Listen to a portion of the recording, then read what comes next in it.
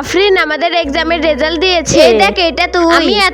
আমি এত পড়ে কেন? আমার রেজাল্টটা দেখি তো। আরে মিনি তুই পাস করেছিস। তোর রোল সবার লাস্টে। ইয়েস আমি পাস করেছি, আমি অনেক খুশি। তুই সবার থেকে কম নাম্বার পেয়েছিস। তাও তুই খুশি? তাতে কি হয়েছে, আমি পাস তো করতে পেরেছি। না, আমার এমন করে বসে থাকলে হবে না। আফরিন কোথায় যাস? আমি প্রাইভেটে যাচ্ছি। ও আবার এখনই প্রাইভেটে যাচ্ছে কেন? আমি জানি না। আমাকে এখন মনোযোগ দিয়ে ভালো করে পড়তে হবে। আমি অনেক পিছিয়ে গেছি। আফরিন, জানিস স্কুলের পাশে একটা ভালো টিচার আছে। সত্যি? কোথায় আমি পড়বো? তুই এখানেই পড়ে থাক, আমি ওই টিচারের কাছে পড়তে যাচ্ছি। ও তো পড়তে চলে গেল। এবার সবাই আমার থেকে এগিয়ে যাবে, আমি শুধু পিছিয়ে থাকবো। এখন আমি ভালো করে পড়ার জন্য কি করব? তুই এমন চিন্তাই করতে থাক, আর সবাই পড়াশোনা করে তোর আগে চলে যা। ঠিক কথাই বলেছে। এবার তোমাদের ক্লাসের ফার্স্ট হয়েছে আফরিন। ম্যাম আমি সত্যি ফার্স্ট হয়েছি। আরে আফরিন তুই এমন করছিস কেন? তুই তো সত্যিই ফার্স্ট হয়েছিস। আমার তো বিশ্বাস হচ্ছে না। বিশ্বাস করতে হবে, কারণ তুই সত্যিই ফার্স্ট হয়েছিস। বন্ধুরা তোমরা যদি তোমার মাকে ভালোবেসে থাকো আর এই ছবিটিকে সুন্দর মনে করে থাকো, তাহলে ভিডিওতে একটি লাইক করে চ্যানেলটি সাবস্ক্রাইব করে দাও।